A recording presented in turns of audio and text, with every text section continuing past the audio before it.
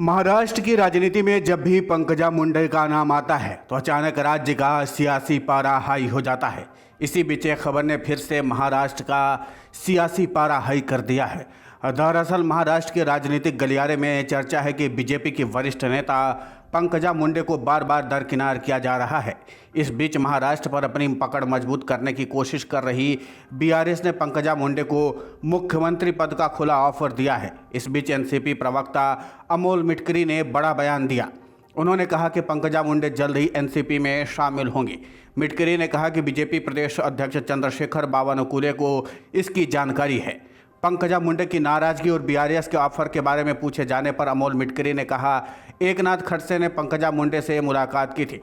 उसके बाद से अब तक के घटनाक्रम पर गौर करें तो पंकजा मुंडे काफ़ी हद तक बीजेपी द्वारा लगातार अपमान का शिकार होना पड़ा है। इसलिए हमें विश्वास है कि पंकजा मुंडे एनसीपी में शामिल हो सकती हैं। पंकजा मुंडे गोपीनाथ मुंडे की बेटी हैं। वे महाराष्ट्र का नेतृत्व हैं, इसलिए सभी ने सोचा कि उन्हें हमारी पार्टी में होना चाहिए। इसलिए मुझे भी लगता है कि उन्हें हमारी पार्टी में होना चाहिए। मिटकरी ने कहा, बीआरएस एक अफीम की गोली है। बीआरएस का नया गुलाबी तूफान है।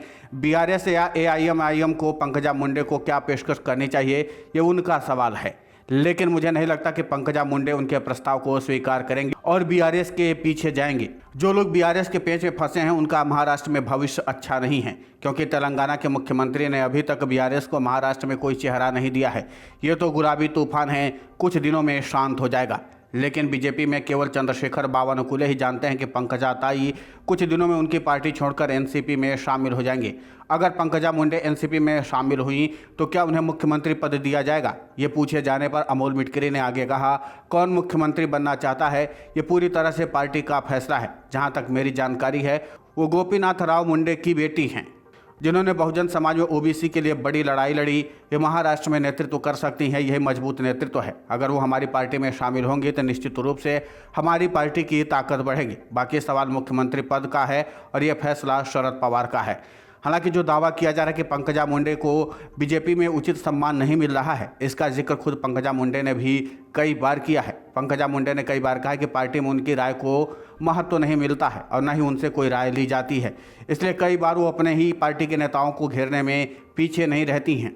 लेकिन सवाल है कि आखिर जिस सम्मान के साथ पंकजा मुंडे दूसरे पार्टी में जाना चाहती हैं तो क्या वो सम्मान उनको मिल पाएगा या नहीं, क्योंकि पंकजा मुंडे चाहती हैं कि उनको मुख्यमंत्री का चेहरा बनाया जाना चाहिए। लेकिन इस रेस में पार्टी स्तर पर पंकजा मुंडे कहीं दिखाई नहीं देती हैं और यही कारण कि पार्टी स्तर पर वो कई बार असंतोष भी खुलकर जाहिर कर चुकी हैं। लेकिन पार्टी की तरफ से कभी भी पंकजा को लेकर के कोई प्रतिक्रिया सामने नहीं आई है। लेकिन इतना तो तय है कि पंकजा को लेकर के जो दावा किया जा रहा है वो बीजेपी का साथ छोड़कर एनसीपी में जाना चाहती हैं। तो उसके बाद से महाराष्ट्र में सियासी चर्चा तेज हो गई है। वहीं राजनीतिक विश्लेषकों का मानना है कि अगर पंकजा मुंडे बीजेपी का दामन छोड़ती हैं तो बीजेपी को इसका नुकसान उठाना पड़ सकता है, क्योंकि पंकजा मुंडे का अपना एक अलग ही जनाधार है। खासकर ओबीसी समुदाय जो है वो पंकजा मुंडे की ओर ज़्यादा आकर्षित है और फिलहाल महाराष्ट्र में बीजेपी ओबीसी वोटरों को अपने ओर साधने की कोशिश कर रही है। और अगर इसी बीच पंकजा मुंडे बीजेपी से दूरी बना लेती हैं या किसी अन्य पार्टी में चली जाती हैं तो फिर जाहिर सी बात है कि सवाल तो उठेंगे ही और बीजेपी का ओबीसी वोटर भी खिसक सकता है। और इसीलिए चाहे वो फिर बीआरएस हो या फिर एनसीपी, दोनों ही पार्टियां पंकजा मुंडे को अपने पास शामिल कराना चाहती हैं, क्योंकि दोनों ही पार्टियों को पता है कि अगर पंकजा मुंडे उनके साथ आती हैं तो ओबीसी वोटरों का एक अच्छा खासा वोट बैंक भी लेकर के आएंगे। देखना दिलचस्प होगा कि पंकजा मुंडे फिलहाल क्या फैसला लेती हैं। लेकिन एक बार फिर से इस चर्चा ने महाराष्ट्र का सियासी पारा हाई कर दिया है। Video desk अमरउजाला.com। अमर उजाला अब आपके टीवी पर भी। अपने स्मार्ट टीवी पर यूट्यूब पर सर्च करें अमर उजाला, चैनल सब्सक्राइब करें और देखें ताज़ा खबरें, वो भी HD क्वालिटी में। और हाँ, बेल आइकन दबाना ना भूलें ताकि हर खबर हो आपके घर। अमर उजाला, निष्पक्ष, निर्भीक, निरंतर।